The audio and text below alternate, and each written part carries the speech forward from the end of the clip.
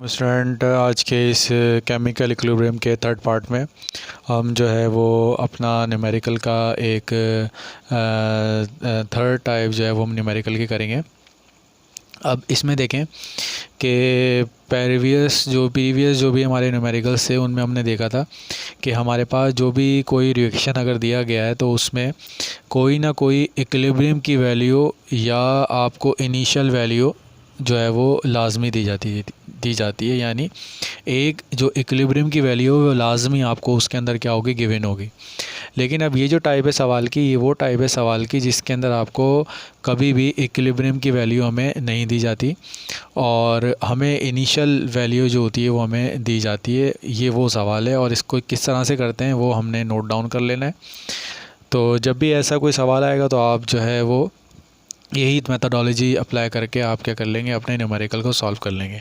तो पहली चीज़ इस किस्म के सवाल में याद रखेंगे, इसमें कभी भी आपको इक्विलिब्रियम की कोई भी वैल्यू गिवन नहीं होती। ठीक है, अब इसमें देख लेते हैं, हम डेटा बना लेते हैं। अब देखें डेटा में देख लें, ये 3 moles of H2 and 4 moles of iodine were heated in a seal tube at a constant temperature.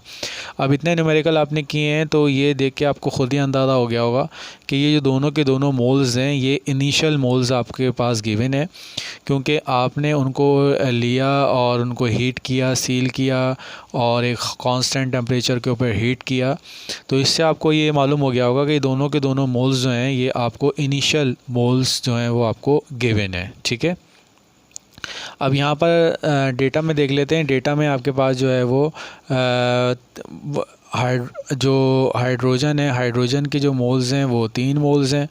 ठीक है, और जो आपके पास आयोडीन है तो आयोडीन के मोल्स आपको दिए गए हैं 4 मोल्स।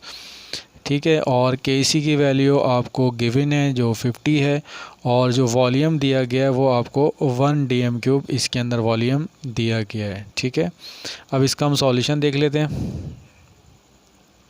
अब इसका सॉल्यूशन में देख लीजिए, पहली चीज़ इसमें देख लें कि इसमें हम जो पहला स्टेप जो हम पहले सीख के आए थे कि सपोज़ कैलकुलेशंस इसमें हम कर लेते हैं H2 + I2 और 2HI।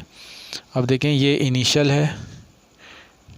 ठीक है, ये इनिशियल है। इनिशियल का मतलब ये A होगा, ये A होगा और ये 0 होगा और ये इक्विलिब्रियम है तो ये होगा A-x, ये होगा A-x और ये आपका होगा 2x। ठीक है,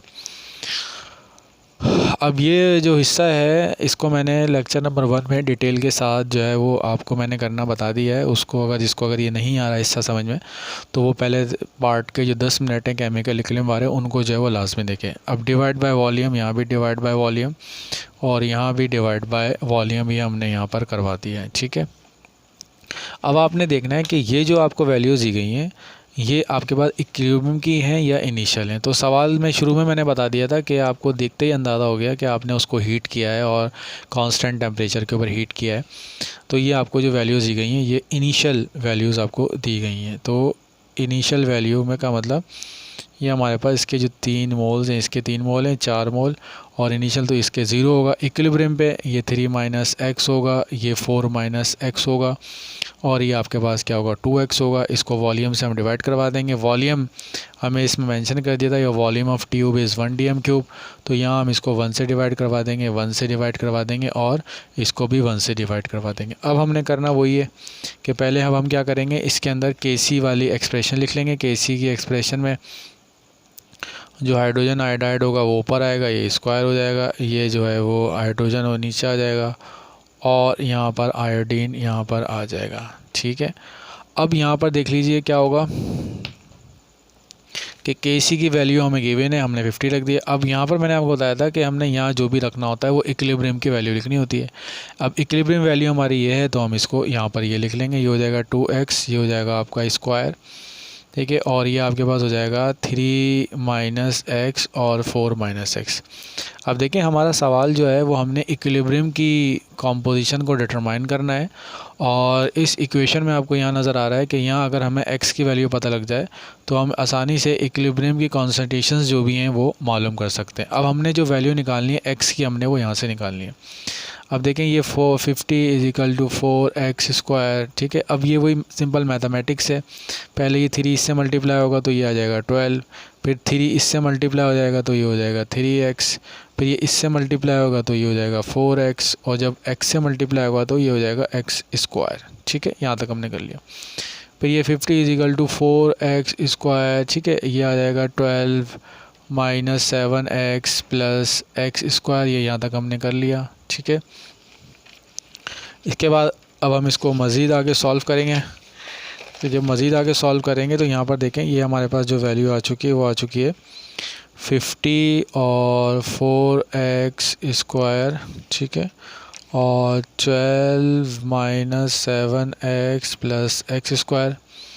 वैल्यू वहाँ जाके मल्टीप्लाई होगी तो जाएगा 50 12 minus 7x plus x² is equal to 4x²। ये मल्टीप्लाई होगा तो ये हो जाएगा 600, ये हो जाएगा 35x, और ये 50x² is equal to 4x²। ये प्लस का है, वहाँ जाके माइनस का हो जाएगा तो 4 माइनस x प्लस ये हो जाएगा 46x² इज इक्वल टू 0। इसको अब हम क्वाड्रेटिक फॉर्म में लिख लेते हैं। जब क्वाड्रेटिक फॉर्म में लिखेंगे x² माइनस, सॉरी ये यहाँ पर 350 होगा, ये 350 होगा, multiply 350x plus 600 is equal to 0। अब 2 कॉमन ले लेते हैं, ये आ जाएगा 175x, ये हो जाएगा 300 इज इक्वल टू 0। ए की वैल्यू 23 आ चुकी है, बी की वैल्यू माइनस 175 आ चुकी है, और सी की वैल्यू जो है वो हमारे पास 300 आ चुकी है। अब क्वाड्रेटिक फॉर्मूला लगाते हैं, minus B plus minus b² minus 4ac upon 2a। ठीक है, अब यहाँ देख लें, माइनस बी की वैल्यू माइनस 175 है। ठीक है, plus minus bx² 1 minus 75 minus 4a, और ये हमारे पास क्या जाएगा, यहाँ पर हमारे पास c की वैल्यू 300 है तो ये 300 आ जाएगा हमारे पास यहाँ पर, और जो a की वैल्यू है वो 23 है तो 23 आ जाएगा। ठीक है, अब यहाँ हम इसको मल्टीप्लाई करेंगे तो ये हो जाएगा 175 प्लस माइनस, अब हम इसका स्क्वायर ले लेते हैं। जब हम इसका स्क्वायर लेंगे तो 175 मल्टीप्लाई 175 तो ये आएगा 30625, ये वैल्यू हो जाएगी। और यहाँ पर c जो था वो अब यहाँ पर देख लीजिए 4, अब ये मल्टीप्लाई हो जाएगा। अब इसको हम मल्टीप्लाई कर लेते हैं, 4 मल्टीप्लाई बाय 23 मल्टीप्लाई बाय 300 तो ये आपके पास आएगा 27600 आ जाएगा। ठीक है, ये हो जाएगा 46। ठीक है, इसको माइनस करवा लेता हूँ। अब जो है वो 30625 माइनस 27600 तो ये आ जाएगा आपका प्लस माइनस 3025 और 46। इसका अंडर रूट ले लेंगे हम, अंडर रूट ले लेंगे तो ये 55 आ जाएगा, प्लस माइनस 55। ठीक है, और ये 46 हो जाएगा। एक वैल्यू हमारी प्लस में हो जाएगी और एक वैल्यू माइनस में हो जाएगी। 175 प्लस 55 डिवाइड बाय 46। तो अब एक वैल्यू तो देखें हमारे पास आ रही है 5, और एक वैल्यू हम माइनस करके देख लेते हैं, माइनस में लिख लेते हैं। तो 175 माइनस 55 डिवाइड बाय 46 है 2.6। अब देखें, एक x की वैल्यू हमारे पास 5 आ रही है और दूसरी x की वैल्यू 2.6 आ रही है। अब हमने डिसाइड करना है इनमें से कौन सी वैल्यू है। तो एक तरीका तो इसका ये होता है कि आप दोनों में से जो स्मॉलर वैल्यू वो x की ले लें, और यहाँ x की स्मॉलर वैल्यू लेने का एक रीज़न ये भी है कि यहाँ पर देख लीजिए कि हमारे पास जो इनिशियल वैल्यू वो 3 और 4 है, तो ज़ाहिर सी बात है जो बाकी वैल्यू होगी वो 3 और 4 से कम ही होगी। ठीक है, तो अब हम इक्विलिब्रियम की वैल्यू हमने निकालनी है। अब हम इक्विलिब्रियम की वैल्यू निकाल लेते हैं। इक्विलिब्रियम के ऊपर जो हाइड्रोजन की कॉन्सेंट्रेशन है वो है 3 माइनस एक्स, 3 माइनस एक्स तो हो जाएगा 3 माइनस 2.6, तो ये वैल्यू हो जाएगी आपके पास। इसको हम करवा देंगे तो ये आ जाएगी 0.4, ठीक है।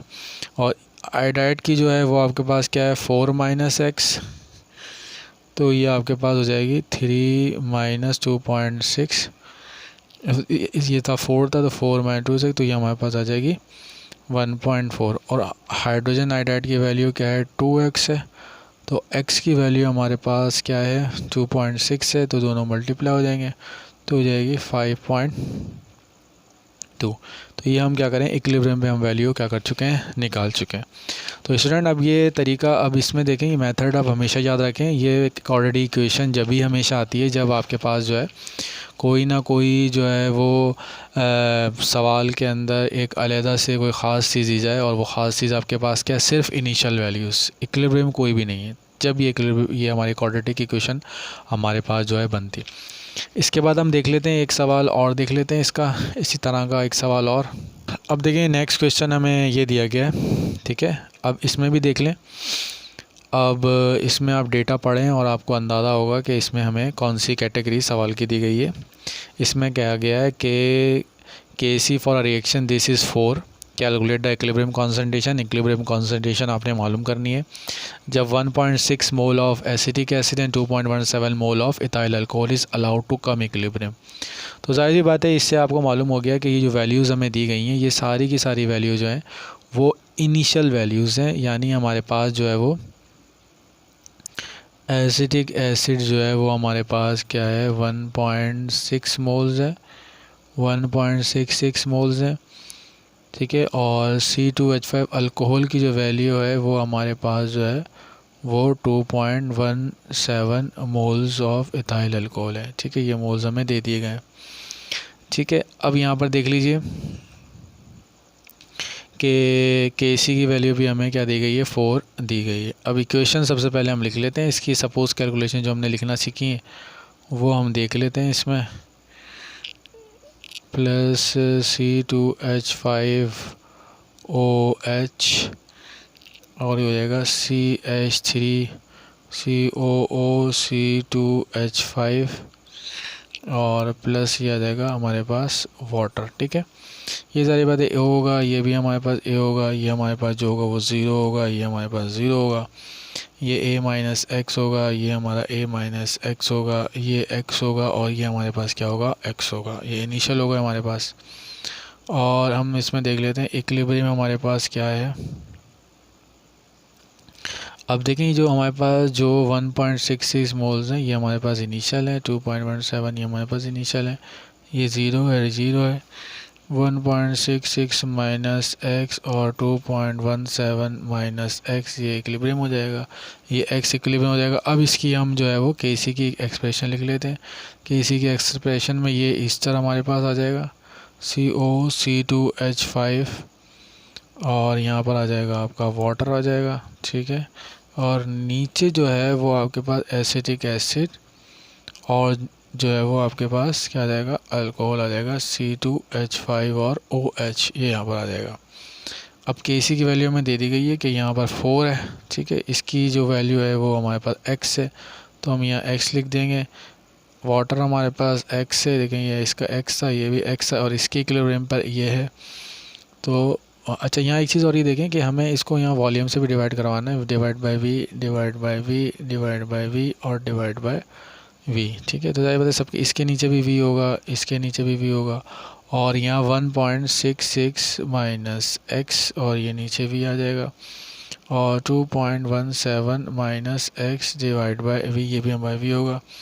ये सारे टर्म्स होंगे वो आपस में कैंसिल आउट हो जाएंगे, तो यहाँ बच जाएगा 4 is equal to X square और 1.66 माइनस एक्स और 2.17 माइनस एक्स। अब आपने क्या करना है इनको मल्टीप्लाई करवाना है। अब जब आप इनको मल्टीप्लाई करवाएंगे तो यहाँ पर देखें जो पहली चीज़ है, अब इसको देखें सबसे पहले हम इसको मल्टीप्लाई करेंगे। जब इन दोनों को मल्टीप्लाई करेंगे तो हमारे पास जो पहली टर्म हमारे पास आएगी वो आएगी 3.6022 आएगी, तो मैं 3.6 लिख लिया सिंपली के लिए। फिर 1.66 एक्स आएगा, फिर ये आएगा 2.17 एक्स आएगा और ये हमारे पास क्या हो जाएगा एक्स स्क्वायर हो जाएगा, ठीक है। ठीक है। अब इसके बाद ये दोनों टर्म जो होंगी वो जाहिर सी बात है जमा हो जाएंगी। तो ये तो जब इन दोनों को जमा करेंगे तो ये टर्म हमारे पास आ जाएगी कितनी, 3.83x प्लस एक्स स्क्वायर। ठीक है। अब ये टर्म वहाँ पे जाके मल्टीप्लाई होगा तो ये हो जाएगा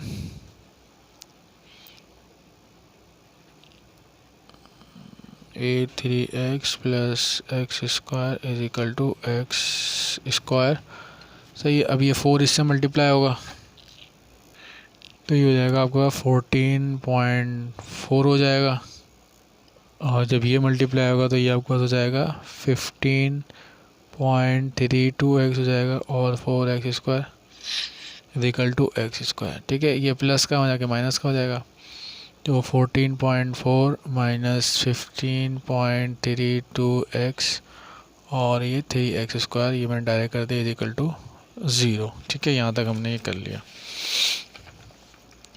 इसके बाद आप ज़रा देख लीजिए यहाँ पर जो वैल्यू है हमारे पास, वो वैल्यू है 3x स्क्वायर माइनस 15.32x और प्लस 14.4 इज इक्वल टू 0। यहाँ a की वैल्यू हमारे पास 3 है, b की वैल्यू जो है वो हमारे पास माइनस 15.32 है और जो c की वैल्यू 14.4 है। अब इसको हम पुट कर लेते हैं इसमें, minus B plus minus B square minus 4ac upon 2a। यहाँ बी की वैल्यू हमारे पास जो है 15.32 है तो ये प्लस में हो जाएगी, ये आ जाएगा B square 10.32 square minus 4a की वैल्यू 3 है और c की जो वैल्यू है वो हमारे पास 14.4 है और जो a की वैल्यू है वो हमारे पास क्या है 3 है। ठीक है।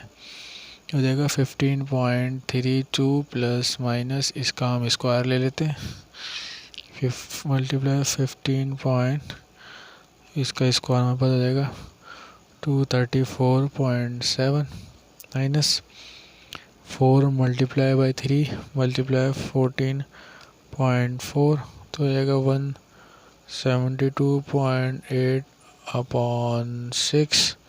अब हम इसको 234.7 माइनस 172.8 ये आ जाएगा हमारे पास 61, ये आ जाएगा आपके पास 61.9 अपॉन 6। इसका आप अंडर रूट ले लीजिए, अंडर रूट लेंगे तो ये हो जाएगा 15.32 प्लस माइनस 7.86 डिवाइड बाय 6। एक में हम जमा कर लेंगे इसको और एक में जो है वो हम क्या कर लेंगे माइनस कर लेंगे, जमा कर लेंगे और एक में जो है वो हम क्या कर लेंगे माइनस कर लेंगे। अब माइनस हमने किया 15.32 माइनस 7.86 डिवाइड बाय 6 तो इसकी जो वैल्यू आ रही है वो आ रही है 1.24 आ रही है और इसकी जो आ रही है 15.32 7.86 डिवाइड बाय 6 3.86 हमारे पास आ जाएगा। तो अब देखेंगे एक वैल्यू हमारे पास जो है वो 1.24 आ गई है और एक 3.86 आ गई है। अब इसमें हम देख लेते हैं कि इसमें हमारी कौन सी वैल्यू जो होगी वो यूज़ होगी। अब यहाँ पर देख लीजिए कि जो स्मॉलर वैल्यू है 12.24 है तो जाहिर सी बात है जो हमारी इनिशियल वैल्यूज़ हैं वो हमारे पास क्या हैं, इक्विलिब्रियम वाली जो वैल्यूज़ हैं वो जो हैं हमारे पास, एक इक्विलिब्रियम वाली वैल्यू हमारे पास है एसिड की जो है वो CH3COOH, ये हमारे पास इक्विलिब्रियम पर है 1.66 माइनस एक्स और जो x की वैल्यू है वो हमारे पास 1.24 है। इसको हम माइनस करवा देंगे तो ये एसिडिक एसिड की आ जाएगी। इसके बाद C2H5 और OH, इसको हम माइनस करवा देंगे, ये हमारे पास क्या था 2.17 माइनस 1 0.24 इसको माइनस करवा देंगे तो ये एल्कोहल की आ जाएगी। और बाकी एसिटिक ईस्टर जो है CH2COO ये हमारे पास किसके बराबर है, x के बराबर है। तो x हमारे पास 1.24 ही है, तो इसका मतलब इसकी वैल्यू 1.24 ही होगी। और वाटर जो है, वाटर की वैल्यू भी जो होगी वो हमारे पास क्या होगी, 1.24 ही होगी। अब इसको हम माइनस करवा दें, 1.66 माइनस 1.24, तो एक वैल्यू आपके पास आएगी 0.42, ठीक। और 2.17 माइनस 1.24 ये रहेगी 0.93। तो ये हमारे पास जो है इक्विलिब्रियम वाली कॉन्सेंट्रेशंस हम क्या कर चुके हैं यहाँ पर मालूम कर चुके हैं, ठीक है। अब इस एक सवाल और देख लेते हैं हम इसके अंदर।